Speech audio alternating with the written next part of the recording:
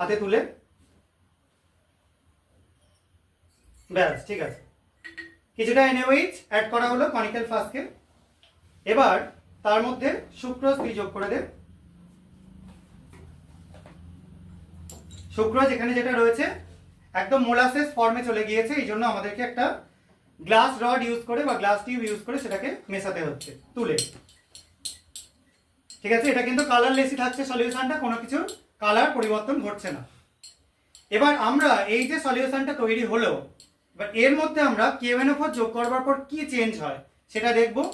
এই বিক্রিয়া কিন্তু হচ্ছে বেসিক মিডিয়ামে, এটাও কিন্তু একটা রিডাকশন, কারণ KONO4 এখানে একটা জারক দ্রব্য এবং এই জায়গায় যে আমরা সুক্রোজ মিডিয়ামে NaOH রাখছি সেখানে কিন্তু বিজারণের ক্রিয়াটা হবে KONO4 এ।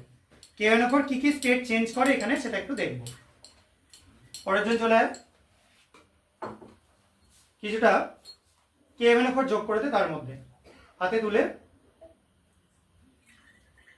দেখতে পাচ্ছি সবাই কালারটা সবুজ হয়ে যাচ্ছে। এটা কেন সবুজ হয়ে যাচ্ছে?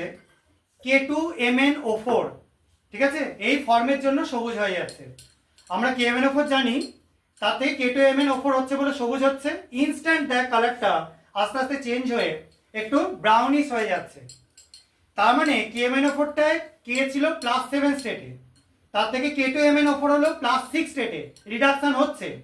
এখানে যেটা হচ্ছে সেটা MnO2 তৈরি হচ্ছে, অর্থাৎ +4 স্টেট চলে যাচ্ছে, কন্টিনিউ রিডাকশন হচ্ছে। এইভাবে চলতে থাকলে এটা যদি রেখে দেওয়া হয় এবং এর মধ্যে অ্যাসিড যোগ করা হয়, এটা কিন্তু একসময় কালারলেস হয়ে গিয়ে Mn2+ এ পরিণত হয়ে যাবে। সেটা আমরা পরের কোনো এক্সপেরিমেন্টে একদিন করে দেখব। এটা হলো বেসিক মিডিয়ামে, পুরোটাই বেসিক মিডিয়াম।